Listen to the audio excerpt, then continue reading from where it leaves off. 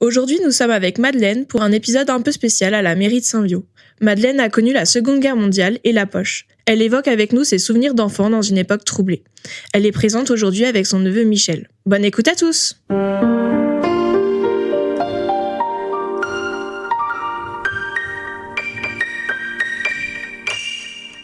Les voix de nos souvenirs. Pouvez-vous nous dire comment vous vous appelez et vous présenter rapidement? Mon nom de jeune fille? Tout comme vous voulez. Olivier Madeleine. C'était Michel, c'est mon neveu. Son père, c'était mon frère aîné. J'avais un frère, Pierre et Michel, l'autre. Ils sont décédés tous les deux. Mais j'ai ma sœur qui avait un an de plus. En quelle année êtes-vous née? 1931. Le 30 septembre. Vous avez donc connu la Seconde Guerre mondiale? Ah oui, les bombardements, hein. J'étais à Saint-Père-en-Retz, vous savez, il a tombé quand même au Retèche, un avion, qu'il y avait un monument qui a été mis 70 ans après, je sais pas, vers Saint-Père-en-Retz 2. Les villages, je me souviens pas trop. La Lande Popine, toujours bien un autre aussi, qui est tombé là. Et les Morandières, je crois. Il y en avait un qui était tombé aussi à côté du moulin, Monsieur Barrault, là, qui faisait de la farine, mais il n'était pas accidenté, c'était de la nourriture qui portait aux effets filles à la Cicaudet, qu'on nous a dit. C'est les Allemands qui ont tout ramassé, parce que la carlingue n'était pas trop abîmée, puis toutes les choses, les aliments étaient dedans. C'est les Allemands qui ont pris. Oui, ils avaient dû tirer avec leur artillerie. Oui. C'était ça. C'est comme ça qu'ils abattaient les avions. Mais quand on entendait les avions venir, on avait peur, parce qu'il en tombait un peu partout. Oui. C'était dangereux, ou des bombes. Oui, on ne savait jamais à quel endroit. Parce qu'ils lançaient des bombes, puis les Allemands de leur côté ils tiraient. On en a eu, nous, dans notre première ferme. Les Allemands, ils ont été très corrects. Hein. Justement, ça va être la question là qu'on va vous poser. Très corrects. C'était très bien. Où est-ce que vous habitiez? À la Corée du Nord, à Saint-Père-en-Retz. C'était en campagne. On disait très bien. Après, on est venu au Plessis-Grimaud. D'accord. Oui, j'étais 8 ans. Comment s'est passée l'annonce de la guerre? Est-ce que vous vous en souvenez? Pardon? Comment s'est passée l'annonce de la guerre? Tout d'un coup, moi, j'étais enfant. Bien sûr qu'on entend dire que la guerre était déclarée. Mais ça se battait. Puis après, ça a été coupé, là, la Cicaudet, c'était les effets filles, les soldats français qui étaient de l'autre côté, puis les Allemands de ce côté-ci. Et on se trouvait dans la poche, comme ils appelaient. Et on a fait 1 an de plus que les autres dans la poche. Et est-ce que vous vous rappelez de ce que vous avez ressenti, vous, en tant qu'enfant, quand on a annoncé que la guerre allait... C'est-à-dire, oui, quand on allait à l'école, on allait à pied, parce qu'on avait 3,5 km avec une famille de 12 enfants à côté, mais c'était avec les filles qu'on allait, les garçons, on allait avec les garçons. On allait à pied. Et puis, au bout de quelques mois, les Allemands confisquaient nos places. Donc, on a resté 6 mois sans aller à l'école. Et puis après, les sœurs, elles ont pris dans la salle là-bas, où ils font des pièces de théâtre, tout ça, là-bas, à Saint-Roch. Oui, la salle. Oui, voilà. On allait dans le sous-sol. On voyait pas très bien, mais on était les 2 premières classes, là. Oui, il n'y avait que nous qui sont allés, les autres petites. Non, on restait chez eux, quoi. Mais c'était les Allemands. Alors après, quand les Allemands ont parti 6 mois, eh bien, ça avait été lavé, les classes étaient des planchers, il y avait des caves en dessous, on n'allait pas, mais ils avaient lavé, mais ça fait rien. Ils n'étaient pas très hygiènes, parce qu'il n'y avait pas de service d'eau comme maintenant. Eh bien, on a attrapé la gale, presque toutes les filles. On en avait aux jambes, puis les mains, tout ce qui était découvert. On se soignait, puis ça s'en allait. Mais les Allemands n'ont pas fait de bêtises du tout à Saint-Père-en-Retz. Non, c'était très bien. Comment c'était de cohabiter avec les Allemands? Nous, c'est-à-dire qu'ils étaient pas dans notre maison, hein. Mais en dernier, ils n'avaient pas de quoi manger. Ils cherchaient en campagne, ils venaient demander s'il y avait des œufs, du beurre à vendre. Bien sûr, hein, il fallait pas. On gardait d'abord pour nous. Mais c'était comme ça. Mais il n'y a pas eu de... Ils ont été corrects. Il y en a qui... Pardon, ils étaient très corrects. Oui, ils étaient très corrects. Mais mon père avait la carte mondiale qui étaient installés dans la cuisine. Alors souvent, ils venaient 2 par 2, ils se rendaient directement à la carte. Pour voir, ils faisaient voir avec leurs mains qu'ils étaient bien dans le coin de Saint-Nazaire. Puis ils faisaient voir, il y en a un qui était au centre de l'Allemagne, un autre qui était plus à l'est. Eh bien, ils expliquaient leur vie, hein. Mais on a eu affaire que des Allemands très corrects, très corrects. Mesdames, pour s'exprimer, c'était plus ou moins bien. Mais ils demandaient quand même, faisaient voir pour manger des œufs ou du beurre. Non, c'était tout. Mais on n'avait pas grand-chose à donner, on gardait pour nous. C'est normal. Est-ce que des membres de votre famille ont été mobilisés? Pierre, c'est-à-dire, aurait fallu qu'il aille. Mais on les a cachés. Avec un voisin, 2 voisins. Joseph Olivier, c'était le même nom, c'était pas un parent. Joseph Olivier de La Roulière. Avec Joseph Roland. On les a cachés là-bas au château de la Claye. Oui, ils devaient trouver le temps long, hein. Dans un hangar à hauteur. Là, si les Allemands auraient là, ils les auraient emmenés, forcément. Parce qu'il y en a qui ils ont trouvé des jeunes hommes, ils les emmenaient, et puis ils allaient en Allemagne pour faire le travail. Non, ils ont passé comme ça. On allait porter à manger chacun sa semaine, je me souviens de ça.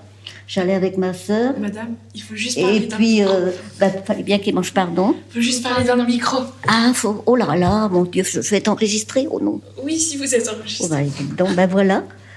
Et puis, ils jouaient aux cartes comme ils pouvaient, mais à 3, c'était pas si bien qu'à 4, bien sûr, hein. Est-ce que vous pouvez nous décrire Saint-Père à l'époque? Comment c'était le village par rapport à aujourd'hui? C'était plus ancien, c'était pas si... Il n'y avait pas de tracteur à l'époque, hein. Tout ça, c'est après la guerre que les gens, ça a évolué. Oh oui, j'ai tendance à partir ailleurs. Mais c'était ça, mais c'est sûr que le tracteur, c'est pour le cultivateur, il en a besoin, hein. Puis de plus en plus, les fermes sont plus grandes. Et quand vous dites qu'il n'y avait pas de service d'eau, du coup, comment vous preniez de l'eau à l'époque à Saint-Père? Dans un puits. Nous, en campagne, c'était un puits, avec un seau qui descendait dans le puits, on avait de très bonne eau. Et il n'y avait pas de service d'eau, vous savez. Et dans le bourg de Saint-Père, il n'y avait pas non plus de service d'eau? Oh non, C'était que des puits et des poubelles. Je ne sais pas comment ils faisaient, parce que après, quand j'ai grandi, puis que j'ai compris, il y avait des dames dans le bourg qui avaient des enfants, que leur mari était prisonnier, était en Allemagne. Il n'y avait pas d'allocation familiale pour servir. Alors celles qui n'avaient pas de jardin, celles qui avaient un jardin faisaient un petit peu de légumes, pas d'allocation, pas de revenus, parce qu'elles ne pouvaient pas travailler. Elles avaient des enfants qu'elles mettaient à l'école. J'en ai connu plusieurs, moi, des enfants que leur papa était prisonnier. Ceux de campagne, c'était différent. S'il y avait la campagne d'accord, on s'entraidait. Ils allaient aider aux voisins que le mari était prisonnier ou autre. Est-ce qu'il y avait un train à Saint-Père? Pardon, un train? Ah oui, le train à la gare l'a arrêté. Parce que tant que c'est l'usine qui fournissait, qu'il y avait les... Comment on appelait à l'usine? Oh, je m'excuse, vous êtes occupée. Le train passait, il arrêtait à la gare. Et puis, voilà, c'était comme ça, hein. T'as pas connu beaucoup, Michel? Du tout. Oui, parce qu'autrefois, la salle qui est en bas, c'était le silo à mon mari. C'était tous les blés qui ramassaient en campagne. C'était à la coopérative agricole. Et puis, alors, le magasin qui avait sur le bord de la voie ferrée, c'était les engrais. Quand ils venaient par le train, ils descendaient là. Il fallait que ce soit fait dans les 48 heures. Ça, c'était à Saint-Vio. Hein? C'était à Saint-Vio, là, je parle. Oui. Oui, c'est comme ça, mon petit gars. Comment on grandit en tant qu'enfant pendant une guerre? Avec la peur. Parce qu'on avait, surtout quand il y avait des bombardements la nuit, c'était souvent la nuit qu'ils venaient les Anglais. Je sais pas, c'était le repère était pas. C'était rare quand ça bombardait là, le jour. Donc, c'est comme ça. Et l'école, c'était comment? Moi, j'allais à Saint-Père-en-Retz. Et puis là, on a été 6 mois. Si, nous, on avait été pris là-bas à Saint-Roch, dans la sous-sol, une classe. Mais les autres ne venaient pas. Qu'est-ce que vous mangiez? Nous, en campagne, on n'était pas privés.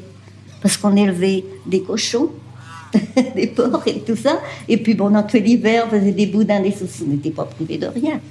Mais c'était ceux qui étaient dans la ville. Puis que leur maman, si leur mari était prisonnier, ben, elles ne pouvaient pas se nourrir comme... c'était compréhensible quand il n'y a rien, pas de revenus. Qu'est-ce que c'était la poche? Est-ce que vous pouvez nous expliquer? La poche, ben, c'était les Allemands qui tenaient ça. Parce que Saint-Nazaire et tout ça, c'était de la Cicaudet, d'Arton Français. Là, il y avait eu des Allemands. Il y en avait un Français qui avait tué un Allemand. Ça avait été toute une affaire. T'as pas entendu par tes parents? T'as pas dit? Si? Ben, est-ce que vous pouvez nous expliquer un petit peu c'était quoi cette affaire? Vous vous en souvenez? De cette affaire justement d'un ben, Français vous savez, qui avait tué il a un été Allemand. poursuivi pour être pris. Cet homme, il a réussi à se sauver, hein, à s'échapper des Allemands parce qu'il voulait le... Non, aussi, comme il avait tué un Allemand. C'était grave, hein. Fallait pas tuer un Allemand. Ils étaient les maîtres à ce moment-là. Ils étaient les maîtres chez nous. Est-ce que vous écoutiez la radio? Et on avait mon père avait trouvé une petite radio, je me souviens, par une demoiselle qui est au château du Cartron, là. Hein? Elle venait, puis elle venait nous voir. Puis elle a dit, Monsieur Olivier, je vais vous trouver un petit poste que vous aimez écouter la guerre, tout ça, enfin la suivre. Puis en effet, il l'avait monté dans la cuisine, puis il aimait écouter les informations. Est-ce que vous écoutiez Radio Londres? Oui, ben un petit peu, hein. Mais moi j'étais enfant quand même. Hein. Non, je m'intéressais pas à ça. Je m'aimais le son le soir, mes devoirs, mais c'était tout. Hein. Est-ce que vous connaissiez des prisonniers en Allemagne ou des gens déportés? Oh ben oui, oui. À Saint-Père-en-Retz, il y a eu Henri Doucet, Vital Bayot, le fils l'avait dit, et M. Cocan-Lorge, qui était le garde champêtre de Saint-Père-en-Retz. Alors il est revenu, le père Vital Bayot, il faisait 32 kilos. Il n'y a que lui qui a échappé là-bas d'Allemagne. Parce qu'ils n'étaient pas heureux, hein. Qu'est-ce qui s'est passé? Et les autres sont morts de toute espèce. Quoi. Il leur faisait des souffrances, alors qu'ils étaient bien innocents. L'épisode qu'évoque Madeleine, c'est le retour de Vital Bayot de Buchenwald, le 30 avril 1945. Vital faisait partie d'un réseau de résistance à des fins notamment de sabotage. En septembre 1943, lui et 4 autres résistants pays de Retz sont arrêtés. Ils seront torturés puis déportés dans les camps de la mort. 2 autres Pérésiens parmi les résistants arrêtés ne reviendront pas. Henri Doucet, le cafetier du village, meurt à Flossenburg le 24 décembre 1944.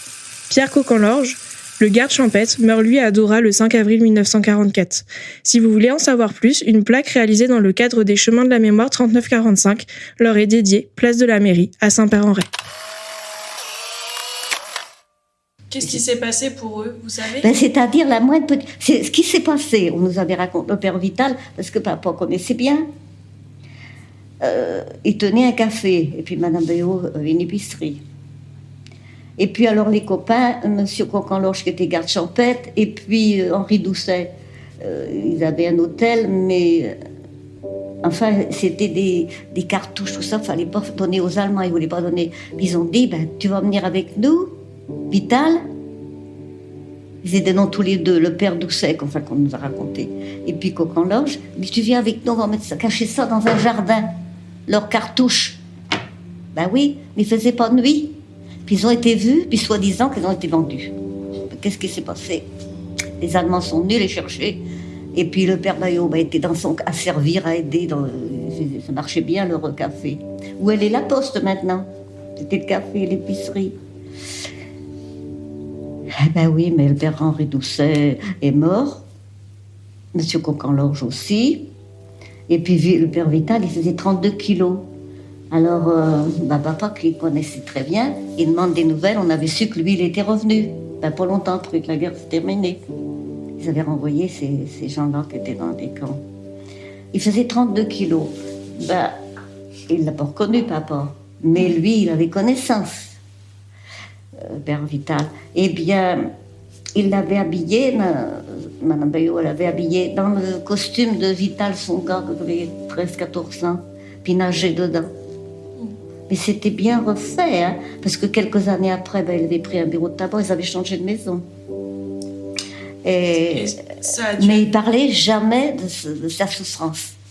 Ces gens-là, quand on souffert, c'est pas eux qui en parlent. Ça fait pitié, hein.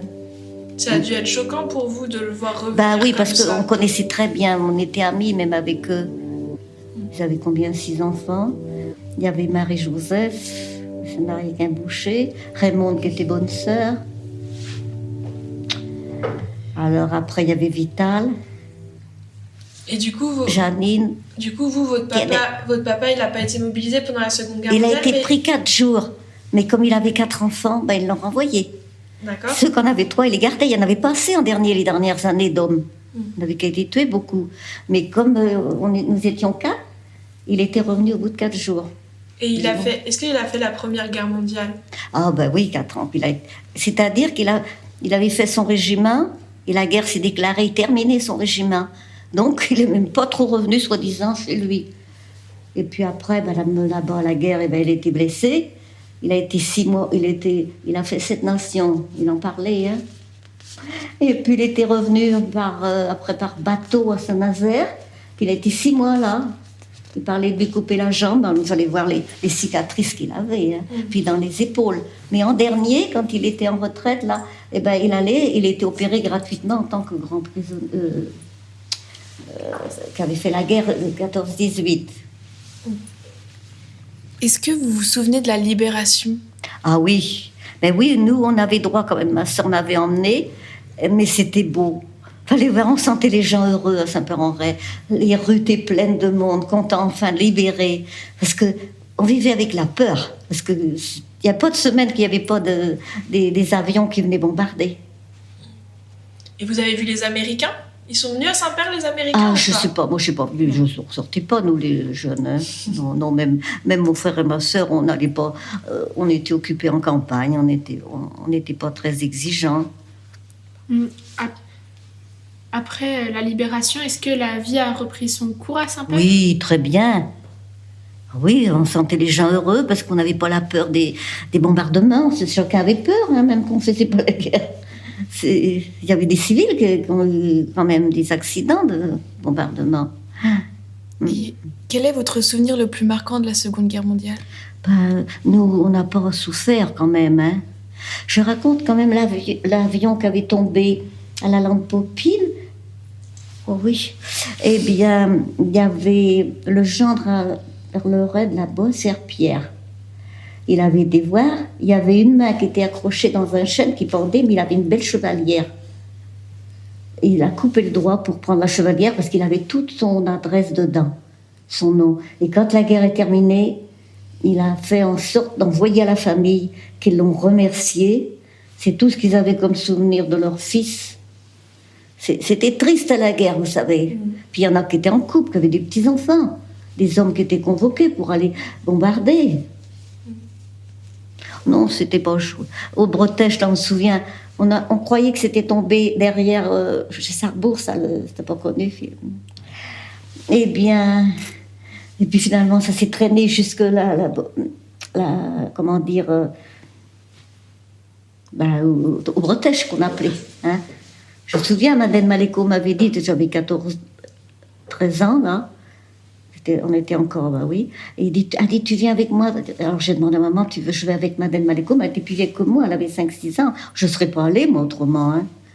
Eh bien, il y avait le parachute qui était sur la route, entre travers. Il y avait moitié du dégât d'avion dans le champ à Jean-Luc, qui est décédé maintenant, je crois. Et puis où est le monument. Ça faisait drôle, hein? Quels étaient vos loisirs et est-ce que vous faisiez du sport? Après la guerre, quels étaient vos Il n'y loisirs? avait pas beaucoup de sport encore. C'est venu après. Puis moi, j'ai parti, j'avais 14 ans. Ouais. Oui, il devait bien en avoir après. Hein. Est-ce que vous alliez voir des concerts, des spectacles? Pardon? Est-ce que vous alliez voir des concerts, des spectacles ou est-ce que vous alliez Ah, mais il au n'y en avait cinéma? pas. Les pièces de théâtre, il y avait des très belles pièces de théâtre. Puis des bons acteurs à Saint-Père-en-Retz, je me rappelle M. Brouteau, et puis ces hommes anciens, c'était eux qui jouaient le mieux parfois. Mais c'était très bien, ah oui, oui. Mais après que la libération, on n'avait pas à penser la peur des bombardements. On soufflait, c'est le cas de le dire, on respirait. Ça fait peur la guerre, faut pas, je ne vous le souhaite pas, mes enfants. Quel était votre métier? Est-ce que vous l'aimiez? Nous étions fermes. Oui, mais enfin, moi, j'ai pas travaillé. Hein. Je vous dirais que à 14 ans, je suis partie de la Carré. Et puis au Plessis, il y a que là qu'on a travaillé, que je commençais à grandir, on aidait à nos parents. Et Enfin, après, c'était bien installé. Papa avait acheté une treilleuse. Et puis, tout moderne, les moteurs. Oh non, c'était pratique. C'était propre, tout ça. et après plus tard, vous avez eu un métier? Moi, je suis restée à la ferme jusqu'à temps de me marier. D'accord. Puis mon mari, après, s'est mis, lui, à faire la vente agricole. D'accord. Bon, ça marchait bien. Mais voilà. Et comment c'était d'être une femme quand vous étiez jeune? Comment c'était là? D'être une femme quand vous étiez jeune par rapport à aujourd'hui, comment vous ressentez, vous, le fait d'avoir été une femme? C'est-à-dire on sentait les gens anxieux pendant la guerre. On avait peur des bombardements. Et il y avait des accidents aussi bien quand ça bombardait partout. Hein, c'était général. Mais nous, on n'était pas malheureux en ferme. Hein. On ne souffrait pas de la faim. On tuait un cochon, on faisait des boudins et des saucisses. Hein. On ne souffrait pas de la faim. C'est vrai, à la campagne, on n'était pas à plaindre. Hein. Le beurre, on avait tout ça, le beurre, la crème. Hein. Je vois le père Maléco faisait son pain. Alors j'aimais bien quand il faisait du pain, il me faisait toujours une petite boule. C'était bon le pain blanc. Il gardait son blé, il le faisait moule à M. Barrault, la minoterie, là, à Saint-Père. Et il faisait son pain. Mais autrement, on avait le pain de guerre avec du son, du seigle. C'était pas bon. Quel est votre souvenir le plus marquant dans la région? C'est quand il y avait des bombardements. Nous, on était enfants, mais on avait peur. Le danger, on savait que ça pouvait tuer des civils comme des militaires. Hein. Quand ils envoyaient des bombes, les Anglais, eh bien, ils savaient bien qu'il y aurait eu des civils de tués. Est-ce que vous voulez ajouter quelque chose? Quelque chose qu'on vous aurait pas demandé? Est-ce qu'il y a un nouveau non, je sais pas. un souvenir que vous avez envie de nous raconter? Non. Si, oui, il faudrait pour ça d'autres questions, oui. Mais oui, je me rappelle de bien des choses. Mais... Est-ce que vous vous rappelez, à Saint-Père, il y avait beaucoup de foires autrefois? Ah oui, il y avait des belles foires. C'était comment les foires à Saint-Père? Oui, puis des bêtes à cornes, tout ça, des chevaux. Tout ça, ça se vendait, des poulets. Je me souviens devant chez le notaire, M. Raymond, et puis le docteur Mouillet, là, tout du long. Je me rappelle, j'allais à l'école parce que je mangeais à la cantine. Alors, on allait manger tous les midis, là. Puis alors, la foire se terminait que le soir, des fois, pour ça dépend de choses. Mais il y avait des belles foires, hein. Il y avait de tout. Quand la guerre s'est terminée. Oui. Parce que il n'y avait pas grand-chose autrement dans la guerre. Et après la guerre, est-ce qu'il y avait des fêtes traditionnelles à Saint-Père-en-Retz, des corsos ou des fêtes Dieu? Oui, peut-être, mais moi je n'allais pas pour dire. J'étais arrivée à Saint-Viau, 14 ans. À Saint-Viau alors. Est-ce qu'il y avait des fêtes traditionnelles? Non, c'était pas. Non. C'était même. Ça m'avait fait drôle quand j'étais à la messe à Saint-Viau. Parce que Saint-Père-en-Retz, c'était très vivant. Alors, on se retrouvait entre copines, et puis les garçons, ça allait au café. Si c'était jeune, ça prenait de la limonade ou autre, enfin, je n'allais pas voir. Eh bien... Mais nous, on n'allait pas au café, les filles. Mais je retournais quelquefois en vélo, même que j'avais moitié plus loin, pour retrouver mes copines. Puis l'été, l'après-midi, les jours étaient plus longs, on se visitait. Puis on revenait chez nous, traire les vaches et soigner les cochons. C'est le cas de le dire. Mais on était habitués, on désobéissait pas à nos parents. Ils n'étaient pas durs, hein, probablement. Mais ils n'avaient pas besoin de... C'était comme ça, c'était droite. Fallait filer, on n'avait pas de fête autrement. Le lundi de Pâques à Saint-Père-en-Retz, puis hop, tout le monde revenait après, avant qu'il fasse noir. C'était comment le lundi de Pâques à Saint-Père à l'époque? Il y avait des grandes fêtes, hein, ils venaient des manèges. Puis ça restait 2 ou 3 jours, puis après, ils rentraient quand ils voulaient, ils allaient ailleurs. Hein. Mais c'était comme ça. Et vous avez dit que vous, les filles, vous alliez pas dans les cafés comme les garçons. C'était quoi la différence entre les filles et les garçons? On ne faisait pas parler de nous, vous voyez, on était des petites filles. Tandis que maintenant, c'est différent. C'est encore une autre mode. Enfin, on ne voit pas les filles se boire, c'est pas ça, mais c'était comme ça. Hein. C'était comment Saint-Viau quand vous êtes arrivée? C'était mort. Je vais venir à la messe. Tout le monde se ramassait, ça se parlait pas, puis je connais pas. Je connaissais que ma cousine Monique Mériet, et puis Marie-Joseph, la femme à Charles Lecoq, mes cousins, mais qui ils étaient plus vieux que moi. Tu penses bien, je me ramenais bien vite chez moi, mais le dimanche c'était long. Parce que quand j'allais à Saint-Père, j'avais toutes mes copines d'école. Ma sœur avait c'est pareil, ses copines aussi. Et le village de Saint-Viau, il était comment par rapport à aujourd'hui? Ben, quand c'était vous étiez- mort. Il y avait plus... C'était mort, ça faisait triste. La poste était là-bas, où était Madame Brassel, l'épicerie. On habitait au numéro 13 avant, qu'on avait acheté. Et puis, ben voilà, mais c'était vivant quand on habitait là. Parce que je me rappelle, les enfants, ça jouait. Il n'y avait pas beaucoup de véhicules qui passaient dans la rue Aimé Bijard, c'est ça, hein. Ça avait été baptisé. Alors on avait Mademoiselle Bijard qui était secrétaire, qui était gentille, qui était intelligente, qui débrouillait tout le monde. On pouvait aller à la mairie. Mais beaucoup l'ont regretté. Parce qu'elle avait formé Madame Doucet, là, la femme, Monsieur Doucet, c'était venu en retraite, mais elle n'avait pas l'instruction de Mademoiselle Bijard. Parce qu'après, beaucoup de gens allaient la voir chez elle et dépanner les gens. Hein. C'est pour l'instruction, vous savez. Vous êtes la première personne de Saint-Père-en-Retz Ah, à oui. avoir participé. Ben, ça peut bien, c'est que j'ai quand même 92 ans. Bah oui, bah c'est bien. Vous avez encore une bonne mémoire pour Ben oui, 92 j'ai ans. de la mémoire. C'est pas évident, hein. Bah non, c'est Tu sûr. veux pas raconter ta première cuite? Pardon. Tu veux pas raconter ta première cuite? Ma première cuite, oh ben oui, ma première cuite, j'avais 11 ans. C'est pas beau, hein. Alors on faisait les battages. Puis alors la famille Maléco, les filles venaient chez nous et nous, on allait chez eux. Bon, c'était la fête, c'était comme une grande fête. Eh bien oui, puis alors il y avait un bâtiment, c'était chez la famille Maléco. Nos grandes sœurs, elles ont dit, ben vous les filles, elles avaient emporté les assiettes, forcément, nous, on aurait pu casser. Elle dit, toi Marguerite et moi, donc on s'est mis à mettre les verres dans une balle pour les laver. Mais il y en avait qui avaient oublié de boire leur fond de verre. Alors, fallait pas perdre, hein. On était tellement habitués de ne pas perdre. Alors, on avait bu, ben oui, mais 1 heure après, on faisait que tomber. Puis les filles, elles nous ont demandé, mais qu'est-ce que vous avez fait, les filles? Ben, on a dit. Hein, on était très franche. On a dit, ben, on n'a pas voulu perdre le vin qu'il y avait dans... On était habitués à ménager.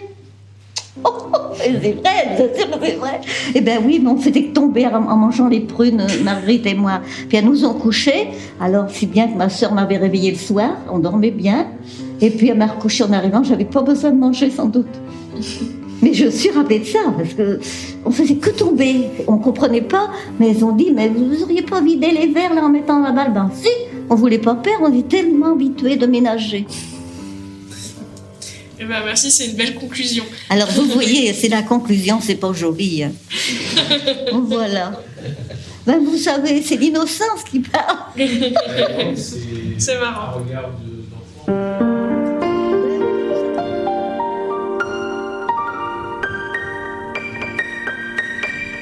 Les voix de nos souvenirs.